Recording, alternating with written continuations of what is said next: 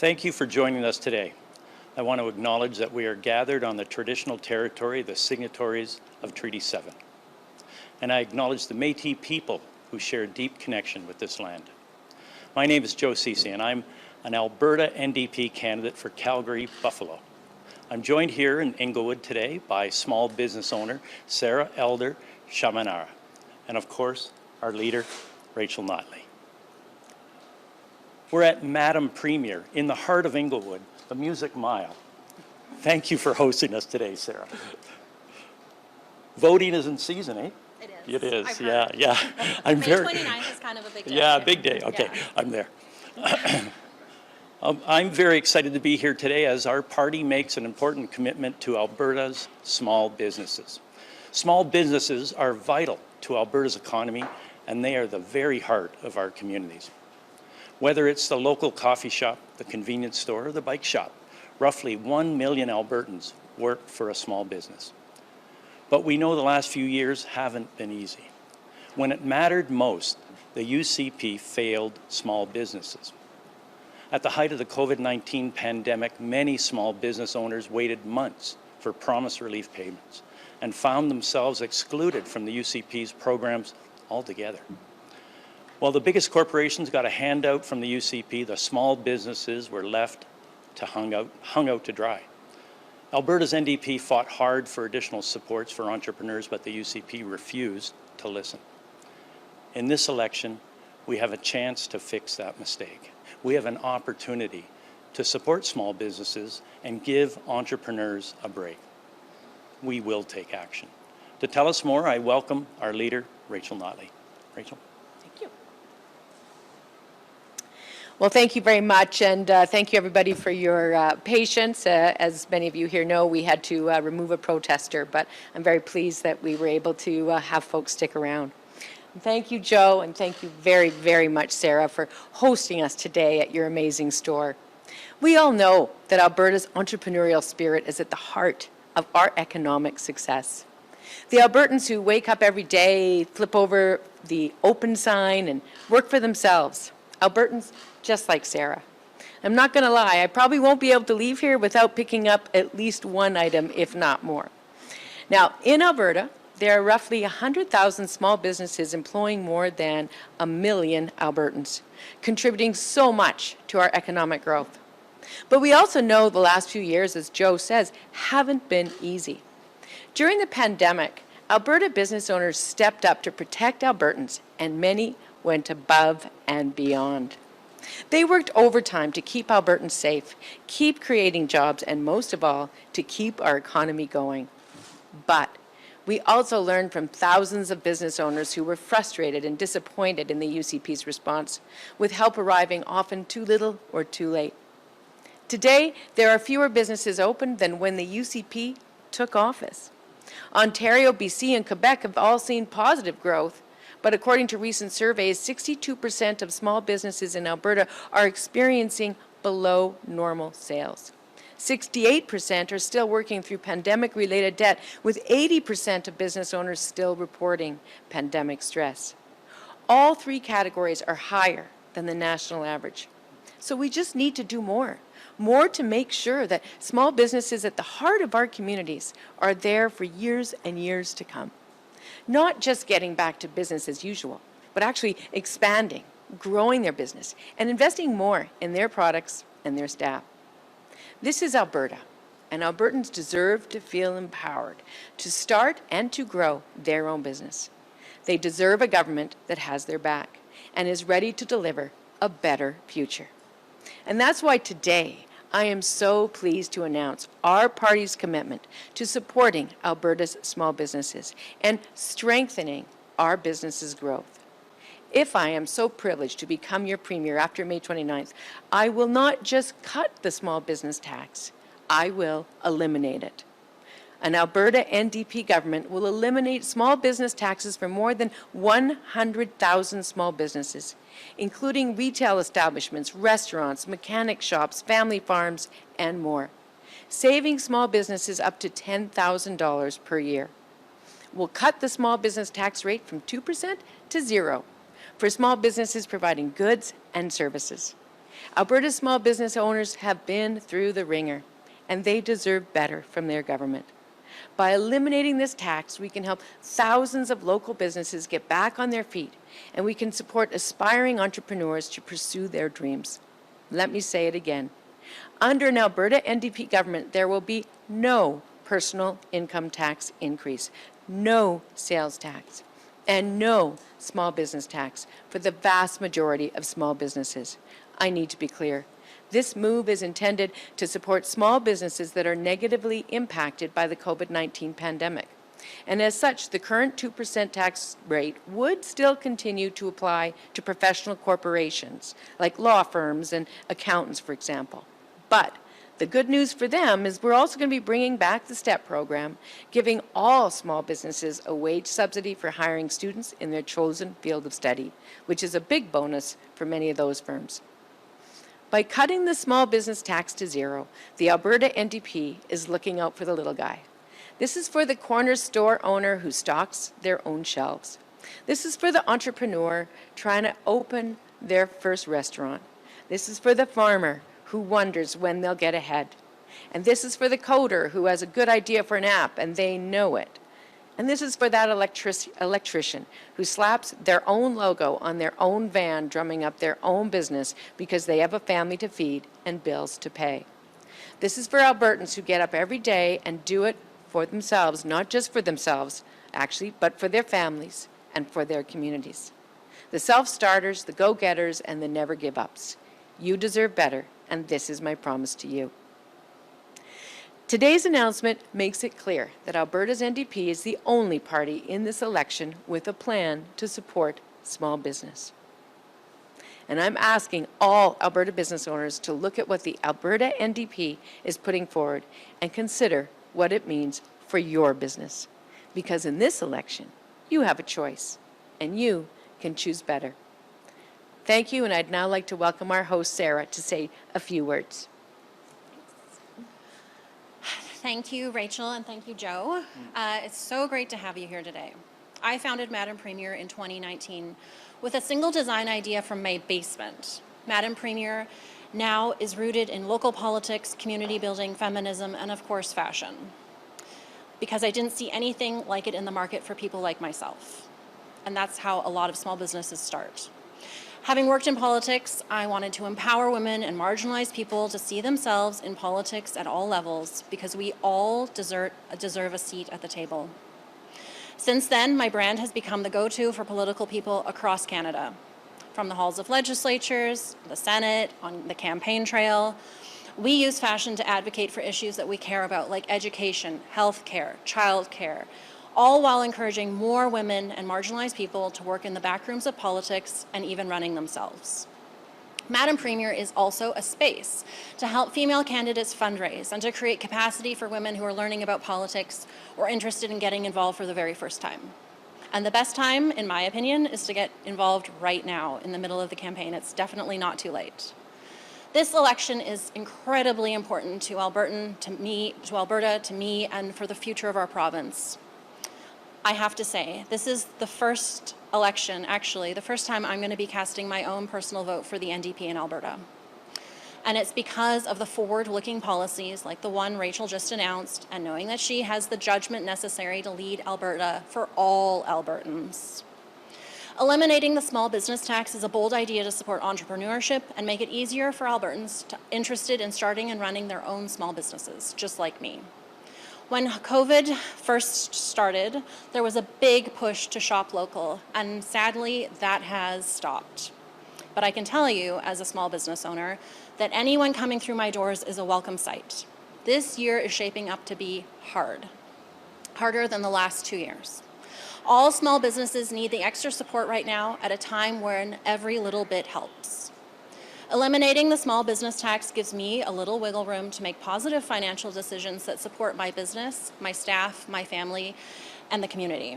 This way, I can think about investing in new products, maybe even doing some advertising.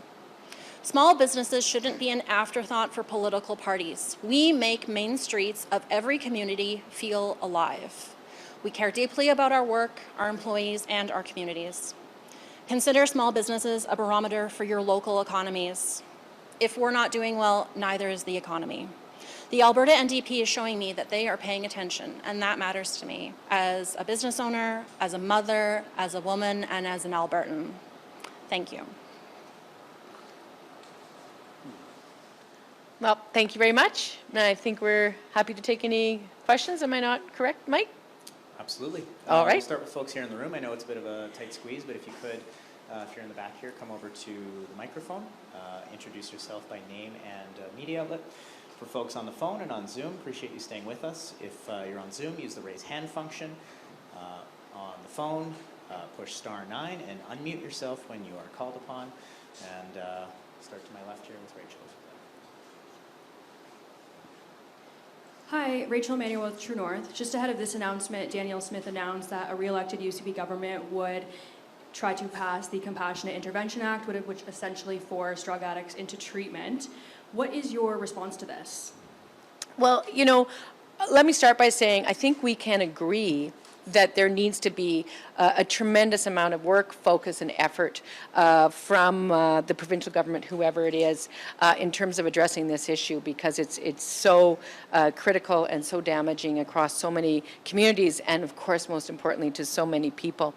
Unfortunately, as with the announcement they made last week, this was another example of Danielle Smith making an announcement without first talking with the experts and the people on the front line who are confronting this problem. And as a result, she doesn't have the support of those folks, and the idea doesn't have the support of those folks, and it's another reason why we can't really trust her leadership. I think the plan that they have to invest in more recovery is excellent. I think the plan they have to eliminate the accommodation fee is excellent, but I think that unfortunately the rest of it and the failure to take a more comprehensive approach is going to lead to a failure to succeed, I'm afraid, and that is coming from folks on the front line who we've been engaging with quite extensively for some time on this issue.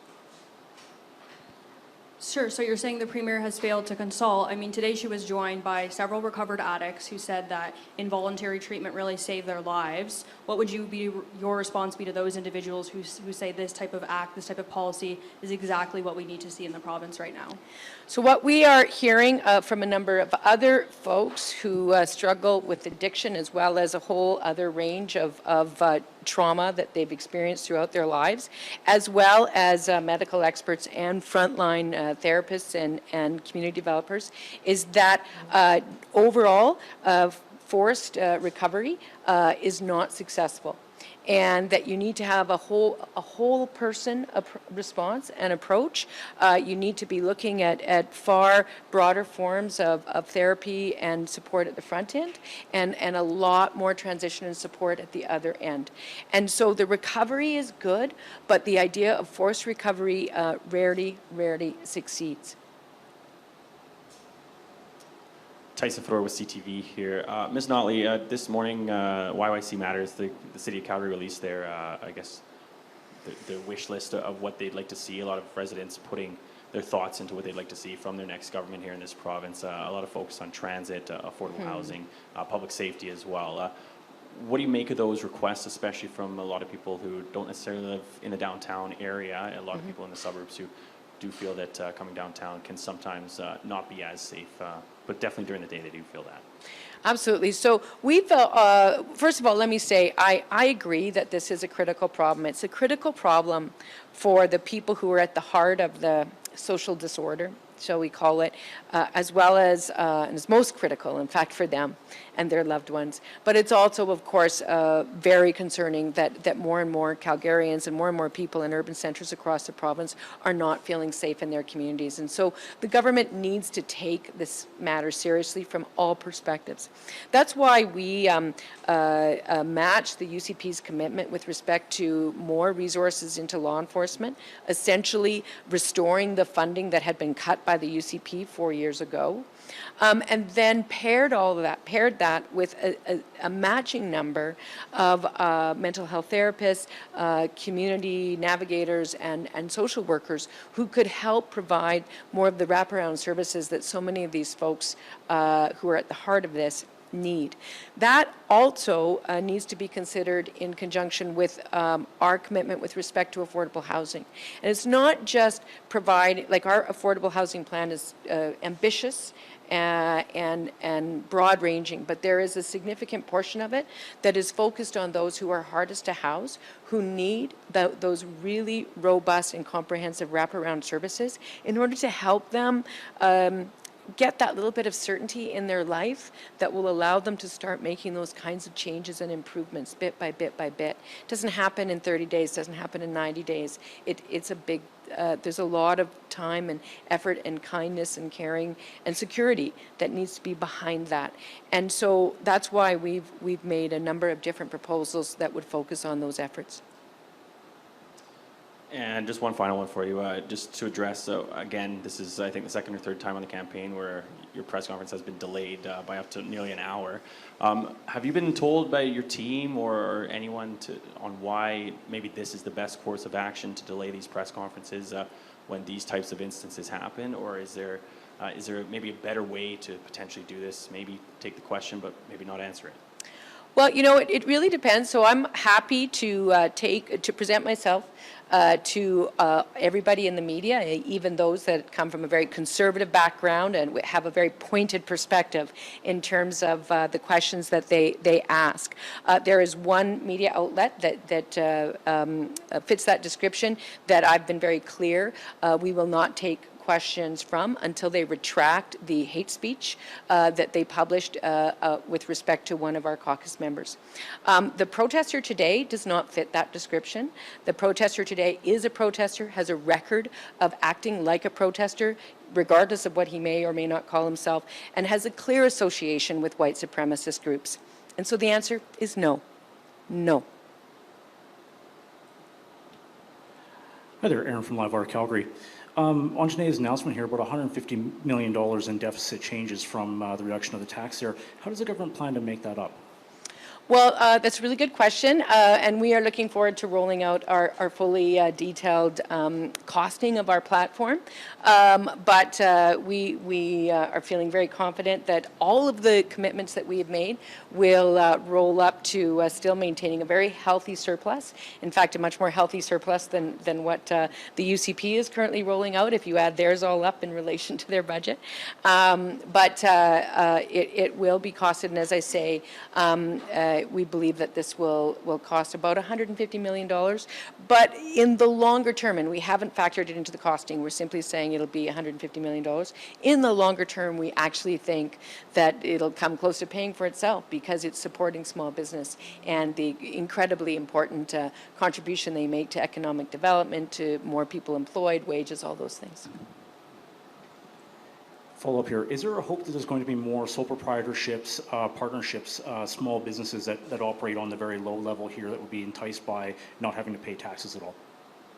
I think that it will definitely trigger more activity and more business development. As I said, we are behind Ontario, Quebec, and BC in terms of the number of small businesses we have in Alberta.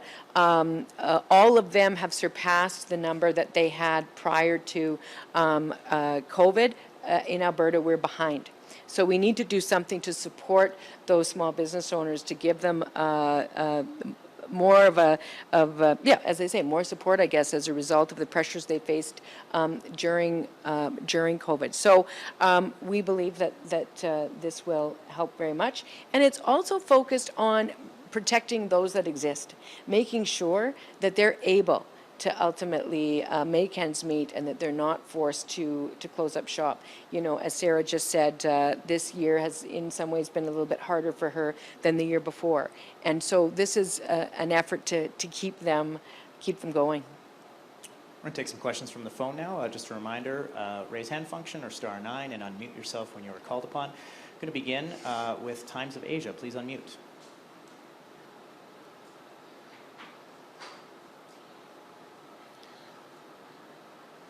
Please unmute yourself. Go ahead.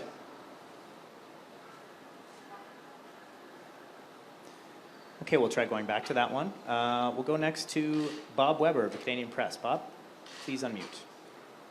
Have you got me? Sure do. Okay, great. Ms.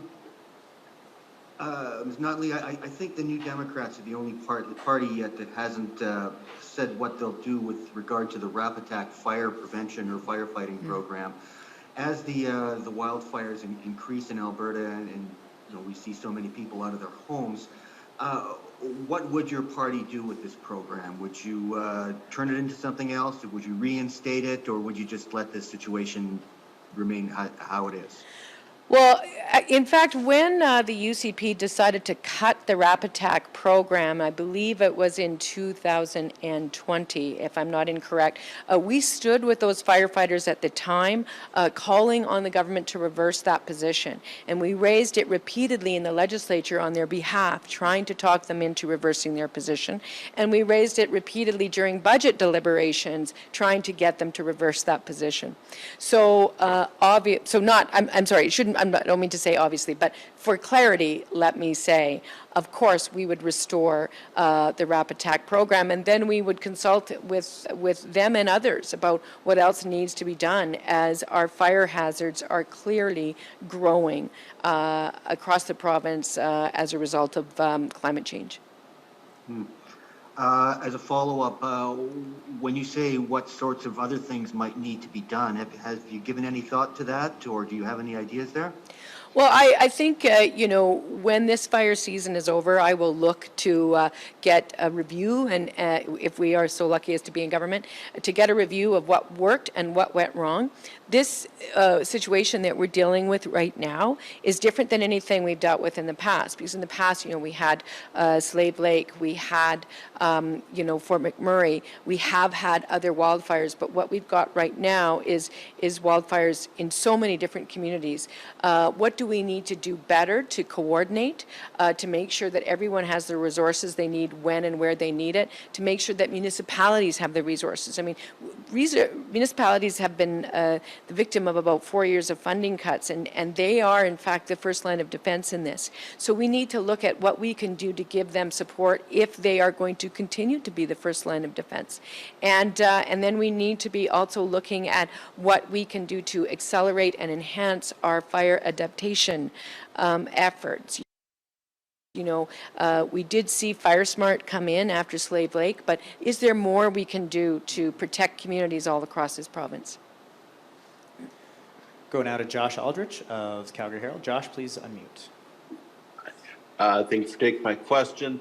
I want to ask about something a little different. There's a poll out today that showed, from Janet Brown, that showed Danielle Smith was had a considerable lead on the NDP and yourself in Calgary. I know there's other polls out from this weekend that kind of showed the opposite. How do you respond to all of this at kind of the midway point of the campaign, just getting into that second half? Well, I mean, as you rightly say, I mean, there's the poll out today, and then there's a poll that is almost completely reversed that was out about 2 days prior. And I think really the main thing that we can derive from this is that it's close. It's close, and every vote's going to count. And Albertans have an opportunity to choose strong leadership. They have an opportunity to choose capable, reasonable, stable government. And their vote is going to matter in this election. So just as their vote for someone who they can trust to protect and improve our health care is going to matter in this election, just as this vote for someone they can trust to help them with issues of affordability is going to matter. And so my response to this is that I encourage folks to get out and vote because there's two very different paths our province could embark upon, and every Alberta should be part of that choice. Josh, do you have a follow-up?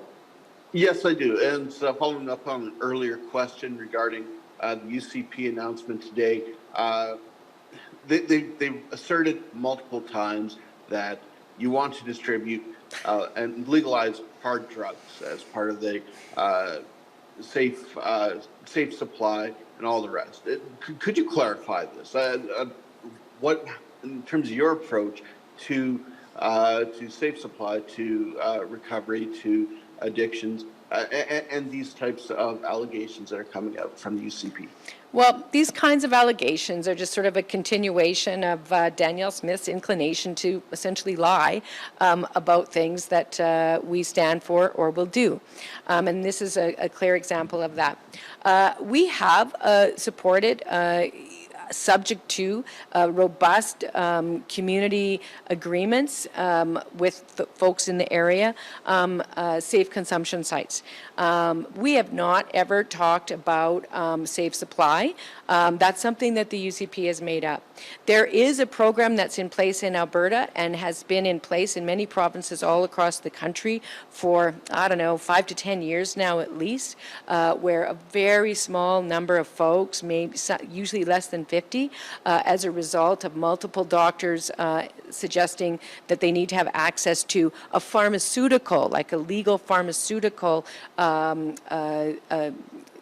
drug replacement therapy. That exists here and in other parts of the country, and we support that. But the kind of thing, that, the NDP wants to do illegal drugs or sell hard drugs is utterly ridiculous. Going to go now to Chris Varco, the Calgary Herald. Chris, go ahead. Please unmute.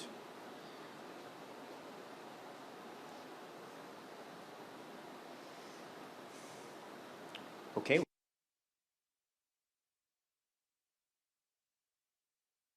Kowski, Politics Today. Please unmute. Go ahead. Hi, thanks for taking my question. So I recall a lot of the debate in the legislature. You're hammering the UCP for cutting taxes to already profitable corporations when it came to the corporate tax rate. And I wanted to follow up on the earlier question about how you make up for this $150 million. Will there be any change to the corporate tax rate? Well, today's announcement, Catherine, is really about our plans with respect to the small business tax, because this is today about talking about those local mom and pop stores that are on Main Street, that are retailers, that are growing our community, that are hiring local, all that kind of stuff. And so that's what today's announcement is about. When it comes to our plans overall for our fiscal plan, for how we're going to make the whole thing tie together, we will be rolling out the details on that in the next couple of days. Catherine, do you have a follow-up? Yeah, in response to today's announcement, the UCP candidate for Calgary Hayes, Rick McIver, said, well, of course, under an NDP government, small businesses wouldn't have to pay taxes because they would no longer have profits to pay taxes on. What would be your response to Rick McIver saying that the NDP is the party of high taxes? Maybe I should answer that. Yeah, I don't quite know how he gets there, and it just seems like a silly response. We are here to support small businesses because they play such an important role in our community. And I don't know if you wanted to say something, Sarah. By all means, go ahead. Yeah. I think it's really presumptuous of the UCP to assume, and obviously the record shows that the NDP is actually strong on the economy, strong on business. I'm saying that as someone whose husband works in oil and gas. I come from BC. I'm a former BC Liberal member, which is a coalition of BC Liberals and Conservatives, and I'm voting NDP for the first time. So I'm telling the UCP as a woman, as a mother, and as a small business owner that what they're selling, I'm not buying. Oh, sorry. Thank you. Yeah. She's great. Jeez. Next question. I feel like we should be nominating. Anyway. Next question from Scott Dipple of CBC Calgary. Please go ahead.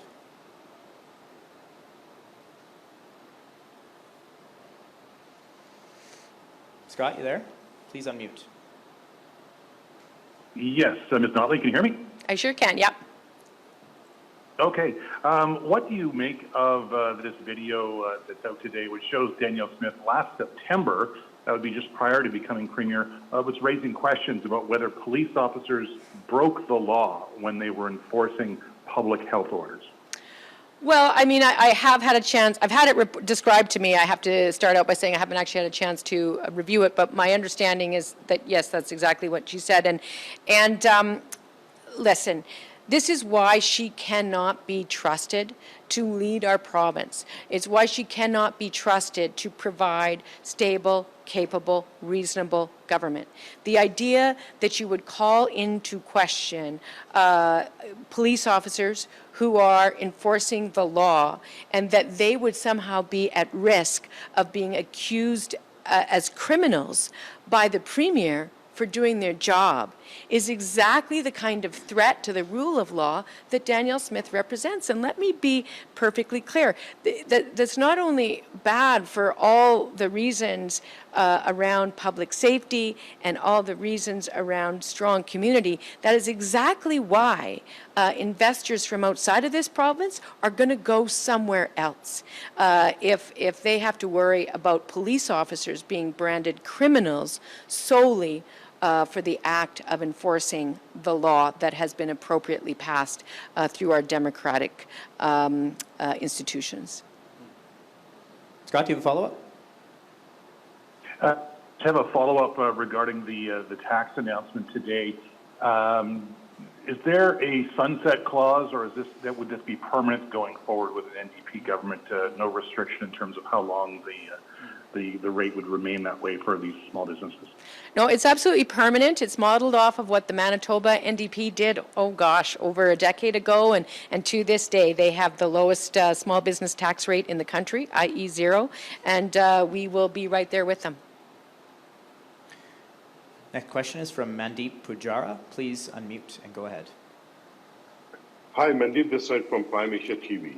My question is related to the small businesses support, actually. During the COVID, so many businesses have been closed due to the COVID and thing. So after that, there's nothing much to support the new small businesses opening, like anything, the small business incubation, like more and more people are coming to Alberta these days with the right skill set to start businesses in the IT sector, even to support the agriculture sector here in Alberta for the value addition, like the processing of commodities. And do you have anything specific to announce for the small businesses, business incubation, like the funding to start new businesses here in Alberta? So, good question, broad question. So, of course, in addition to today, where we're talking about zeroing out the small business tax, we have also outlined some tax credits that we would bring into effect in order to incent small and emerging businesses in particular sectors. We've also outlined our proposal to establish a venture capital fund that would be funded by Albertans themselves and backstopped by the government in order to provide capital for some of those smaller businesses that struggle to get capital because they are still, not sufficiently well established. So there are a number of targeted ideas. So you mentioned commodities. We have rolled out a targeted agri-food tax credit as well. Again, focused on emerging, because it's an important emerging sector. So it depends a little bit on the sector, depends on the size of the business, depends on the amount of capital they're looking for, but we have a whole suite of very targeted proposals that are out there because we think that government should be focused on encouraging new and emerging sectors and new and emerging businesses in order to grow our economy, and so that's our focus. Mandeep, do you have a follow-up? Yeah. So, my question is in general. As per my understanding, there's nothing much here in Alberta to support the small businesses. Like if we talk about the different sector, I definitely really agree about that. But do you have any support, like the funding, especially to support that kind of businesses here in Alberta, in general? So I think I've mostly outlined what we are talking about. So we'd be talking about, I mean, again, for the downtown sector, we're talking about grants and some small business grants to encourage folks to open sort of storefront retail in the downtown as part of our downtown revitalization plan. And then, as I say, we have got specific incentives for specific types. But a global across the board one, not necessarily, no, but very much ones that, obviously, the fact that there would be a zero small business tax is a good general start for incoming businesses, I would argue. We have time for 2 more questions. We'll try again with Times of Asia. Please go ahead and unmute.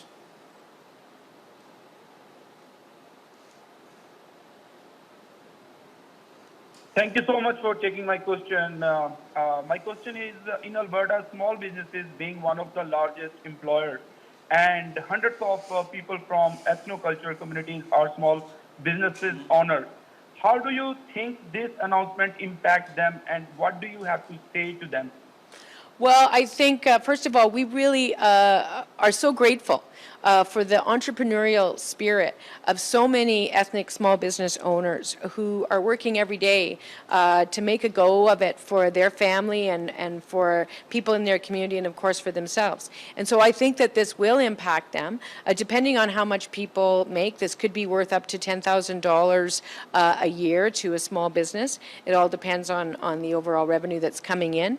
But our hope is that this will provide more support for those folks who are working every day to set up their small businesses, to create jobs, close to 1 million jobs in Alberta, and to keep our economy running and to strengthen our local economy, which is something that makes us more and more resilient to some of the ups and downs of international commodity prices that we've all seen ourselves struggle with. Do you have a follow-up question? No, thank you. Thank you. Okay, our last question today is Chris Varco of the Calgary Herald. Chris, please unmute.